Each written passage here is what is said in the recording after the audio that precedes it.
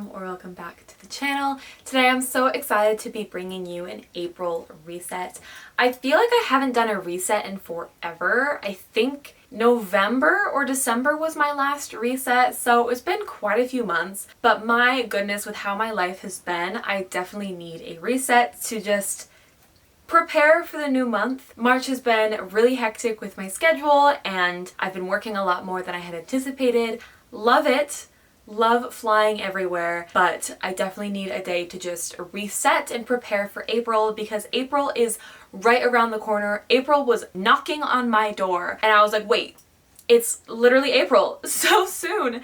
And I have a few plans for today's video. I am going to be talking through my TBR for April, which I'm very excited. I have kind of a very ambitious TBR. Not even kinda, it's an extremely ambitious TBR, and I'm not expecting to get to all of these books, but there are so many that I would absolutely love to get to, so I thought I'd walk you through that. I'm obviously going to be setting up my April reading journal slash bullet journal. I love journaling with you guys. And lastly, for the theme of the reset, I have been dying to catalog all of my books, especially since doing a massive unhaul of books. And I just need to reorganize my library in terms of knowing what I have and knowing what I do not need if I go book shopping, because I'm so scared of buying. I'm not like so scared. That was a little dramatic, but I'm so scared of like buying a book that I already own and then I'll have two and then I gotta get rid of it and it's just such a hassle. So I want to catalog my books, sort it by books that I've read, books that I haven't read. I'd love to get like a grand total of the number of books that I have. I typically say like 300 to 350, but I recently got rid of about 50 books. So I'm wondering if that dropped down to 300 or if I was closer to 400. And I'd love to know my ratio of books read to unread. So I thought it'd also be a fun idea to take the time to update my Notion. I think I have to make a new Notion page. I haven't touched my bookshelf page in my Notion since like 2021, 2022, so I haven't decided if I'm going to start from scratch or try to edit that. Whatever's easier. That's the plan. Without further ado, I'm actually going to be starting by talking to my TBR. So let's go ahead and grab the books and start chatting about my potential reads for next month.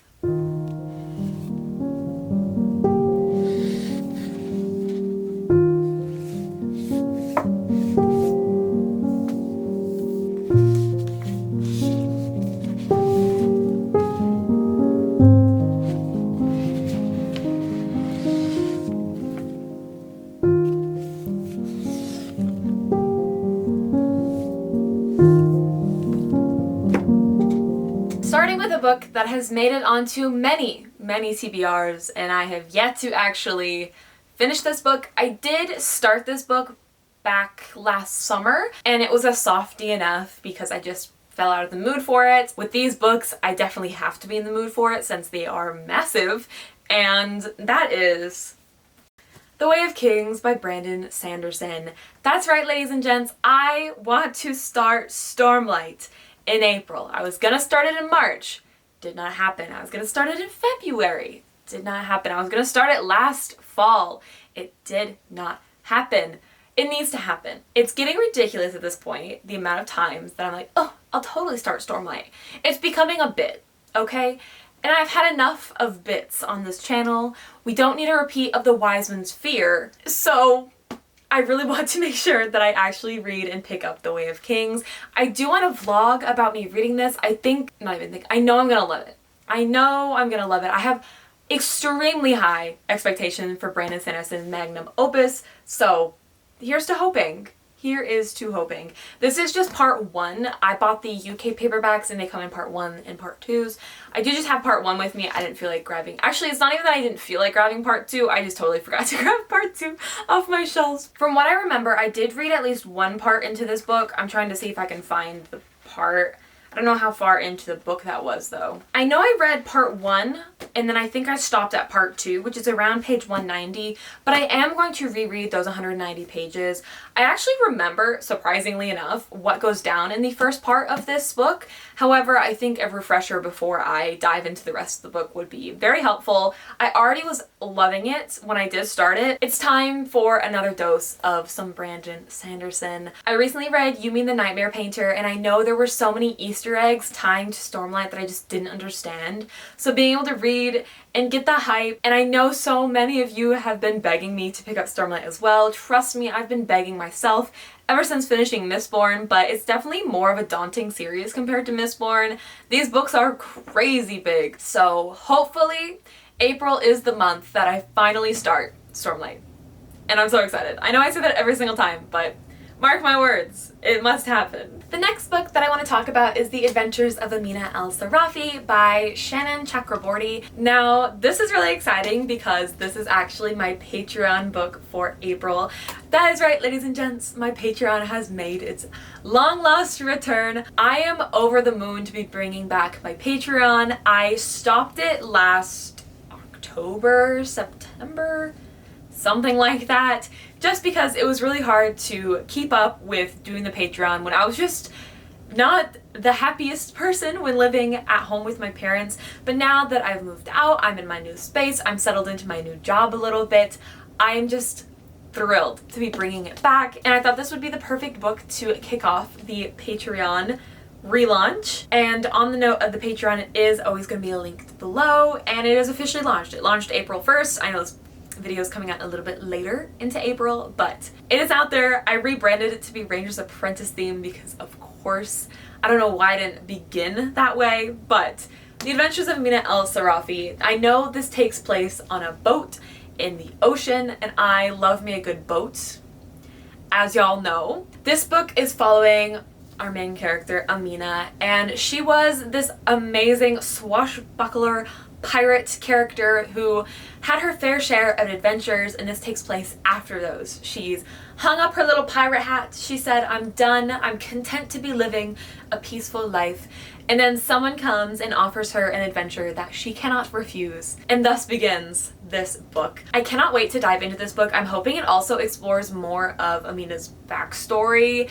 Like, the current adventure sounds really interesting, but also her previous adventures. I'm hoping some like potential enemies or something crop up in this book. I have yet to read anything by Shannon Chakraborty, but for Wyverns and Words, we're actually doing a read-along of City of Brass for May, June, and July. So I will be just diving headfirst into Shannon Chakraborty's writing, and I'm really hoping I love it. It's gonna be maybe a little bit awkward if I don't. Next we have Dragonfall by L.R. Lamb.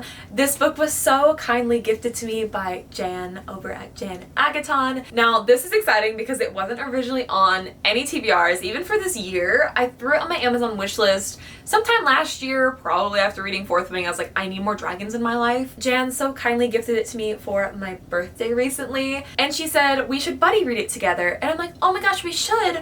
How about I fly down and visit you? Thankfully she said yes, so there will be a little Jan vlog coming, and I'm so excited to meet her in person. I actually just talked to her for the first time yesterday. We had never actually like FaceTimed and talked face to face, but we had, you know, messaged a whole bunch on Instagram, so it was really fun meeting her. We chatter, y'all. We do not shut up. So I think this vlog will be so fun, and I'm just so excited to meet her and excited to be picking up Dragonfall. Granted, she did say that she might not pick this book up with me, but it's the vibes and the thought that counts. With this book, from what I understand, the humans betrayed dragons forever ago, and now they're worshipped as gods, but the dragons do not forget what the humans did to them. That's kind of the general gist that I get. I don't want to dive too far into knowing what it's about, but I'm really hoping that I love it because I need more dragons in my life. In fact, I need dragons so much in my life that I also put Priory on my TBR. I really, like, looking at the spine, I'm like, okay, it's not that bad. But then holding it, it's a really nice floppy paper bag. Like, I almost get the hype behind the floppy paperbacks. I'm not typically a fan. It's just kind of fun. Maybe Katie's onto something. This has been on my TBR since forever, and the longer I push it back, the less inclined I feel to pick this up. I think if I don't read this year, it's gonna get unhauled because I'm starting to hear some not so great things about this book in terms of the world building and some of the character development, but I really want to pick it up. As much as I trust some of my friends' opinions, I'm also like, let me judge for myself. The last time that I had picked this up was a couple years back for a try a chapter video. So I read the first chapter of 4 different books to pick my next read. And from what I read from this, I kind of enjoyed it. I also, strangely enough, still remember what I read. Typically when I read books, I forget immediately what they're about. So the fact that I remember what happened in the first chapter of a book that I read ages ago, actually that's not that impressive. Anyways, I don't remember exactly what this book is about, but dragons are prominent. That's about all I know. It's intimidating. Writing the book title down on a sticky note compared to actually grabbing it off my bookshelf and holding it tangibly, maybe I was a little too ambitious. This is like 800 pages. We'll see. Because what was I thinking putting 2 over 800 page books on my TBR? The Way of Kings and Priory? How quickly do I think I'm reading? Because this is bold. This was a bold decision, but hopefully I can pick it up in April. Then we have the final book in the Ember and the Ashes series by Sabaa Tahir, and that is A Sky Beyond the Storm. For Wyverns and Words, which is mine and Katie's book club that we run together, we decided to do series in the year. So we picked An Ember and the Ashes to kick off the year, and for April, we get to read the last book. I am excited about this book because I remember quite literally nothing about it. I did recently finish the 3rd book, and while it's not my favorite series, it's pretty consistent throughout in terms of my enjoyment. And I'm hoping this will be the last book that I'm like, wait, this is so good. Although this is a reread, I remember nothing about it, like I had just said, but I'm still excited. We've had some incredible discussions on Wyverns and Words, which is so exciting because we've been running this book club for, oh my god, nearly 2 years now. Ooh, I needed a moment after realizing that math. So it's always reinvigorating when we have some really, really incredible discussions with you all. So for those of you that do join the live shows, thank you so much. You honestly make it. You make them, truly. I love talking about books with y'all, and I love talking about books with y'all live. That is also just such a delight. Where are you? The next book that I have on my TBR is When the Moon Hatched, which is TikTok's latest romantasy hype book, and I had heard not a thing about this book. I'm so out of the loop about new releases, I feel like, and what's popular, but I was talking to Jan, like I said the other day, and she mentioned this book. I googled the cover. I want it mainly for the cover, but also the plot sounds interesting. However, I was reading some Goodreads reviews and some of the people are not loving it. They are not loving it. I'm hoping though, if I keep my expectations really low and know it's like a TikTok romantasy type of vibe, that I'll enjoy it more. Tentatively, I want to pick this up. But again, this is like 700 and something pages. So I don't know why I'm putting so many tomes on my TBR. I haven't been reading that much anyways. When I create TBRs, I'm always so ambitious and so hopeful for the new month in my reading, and then those hopes quickly crash and burn. But I'll still put the books on the TBR, okay? This is not like a set in stone concrete list. This is just a hopeful. You know, that's what TBRs are all about. But I love how this book looks so much.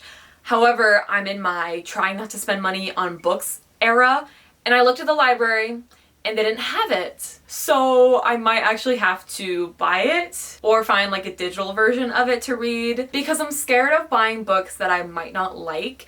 Because of the big unhaul I just did, I don't want to spend money that I know I'm just going to turn around and get rid of the books immediately. But also, you gotta treat yourself sometimes. I've only bought 4 books this year so far. I don't know how many tomes I can get to this month, but we can be ambitious, okay? We can try to be an overachiever. I actually have 2 Rebecca Ross books that I put on my TBR. The first one being Ruthless Vow. Now, I recently read Divine Rivals and loved it so much. I read it when I was at Katie's, and I'm actually visiting Katie yet again, and we're doing a fun little reading vlog together, and she said that I could borrow her copy of Ruthless Vows while I'm there, and I think it's the perfect book to pick up for the reading challenge that we're doing. I stuck it on my TBR. I was really convinced that this was a trilogy or a longer series, but it is a duology, and there's no reason to procrastinate on another Rebecca Ross book, so I definitely want to pick up this one. And I also put A Fire Endless on my TBR because I also need to finish this duology, because it's just a duology. There's no excuse as to why I have not picked up this book. I loved A River Enchanted. I loved it so much, and there's no reason why I haven't finished this duology. A River Enchanted has really stuck with me. Like, I can't remember if I put it on my favorites or honorable mention, but it definitely deserved to be on there because it is living in my brain rent-free. The characters in that book, the romance in that book, the plot, the fantasy elements, so good. The characters, the romance. Rebecca Ross knows how to write a good romance, let me tell you. I'm once again putting A Fire Endless on my TBR. This is another book that I've put on so many TBRs and have yet to finish since last fall, but hoping against all hopes that in April I will get to it. I also have a Ranger's Apprentice book on my TBR, but honestly, Ranger's Apprentice is perpetually on my TBR because I literally reread the series every single year. I recently finished book 5 and I'm in the middle of book 6, but I still have some time until the end of the month, so I'll probably finish it. Ranger's Apprentice is a little weird because it goes books 1, 2, 3, 4, 7, 5, 6, so 8 is the next book that I'm going to be picking up, which is The Kings of Clonmel. Solid book. Solid book. This is one of the slower books, not as slow as book 9, but still a little slower. If you don't know, Ranger's Apprentice is my all-time favorite series in the whole wide world, and I'm fucking crazy because I'm doing a series-wide reread, yes, but also I have been reading it digitally and annotating every mention of any direction, land, location, distance. I'm fucking crazy, okay? I want to make a map because the last time that I read, was it this book? I think it was this book. The map in the beginning does not include the locations in which these characters travel to. What the fuck is up with that? Okay, what is up with that? I wanted to make a true series map and design it in a way that is obviously in my style and also inspired by the main map, yes, reflects what is actually inside of these books so people have more of a reference when they go to read Ranger's Apprentice and they're not flipping through this book like, why is the location that they're at not even on the map? That is what I've been up to with Ranger's Apprentice. Loving the reread. Like I said, I'm in the middle of book 6 right now. These characters have the best dialogue of any series I've ever read. The friendships, these so very subtle, slow burn romances, which are like such a subplot, but they're there.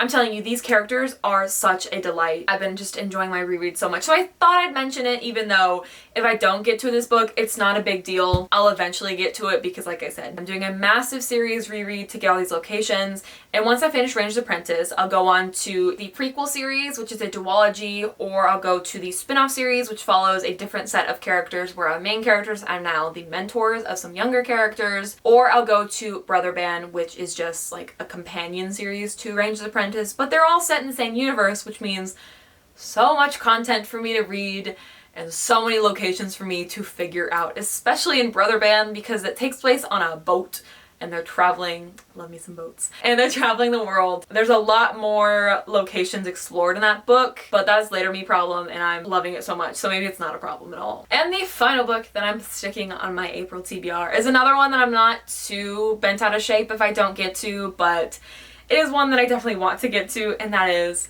Well Played by Jen DeLuca. Now, this is the second book in the little Renaissance romance series by Jen DeLuca, but each book follows a different set of characters, but they're all related in some form of fashion. For example, this book follows Stacy, who you meet in Well Met, and it is the main character in that book's best friend. So we get to follow Stacy's little romance and one of the characters from a touring music group that plays at the Renaissance Festival. This was actually my least favorite one in the series, but I still love it so much, and the last time I reread it, I actually enjoyed it way more than my first read, so I am very excited. And it's thematic because I'm going to a Renaissance Festival at the end of the month with my friend Lexi. She's going to be driving down to Texas, I'm going to be flying to Texas, and it's going to be our 4th year going together, which is kind of crazy. Holy shit. Yeah, it's gonna be our 4th year going together to the Renaissance Festival. It's just thematic. I love the Ren Fair so much. It's probably a personality trait at this point because I mentioned that I love the Ren Fair almost as much as I mentioned Ranger's Apprentice, so there you go. If you're new to the channel, that's all you need to know about me. But those are the 10 books that I decided to stick on my TBR for April. I'm hoping I get to them all. Doubtful that I'll get to them all, but it was really fun setting up this TBR. I feel like I haven't had proper motivation to set up a TBR because I haven't had access to all of my books, but now that I do, I've just been in such a reading mood and I love it so much. I hope you enjoyed hearing me speak my thoughts about my TBR. So shall we journal next or shall we catalog my books? Let's catalog my books and then we'll get to journaling.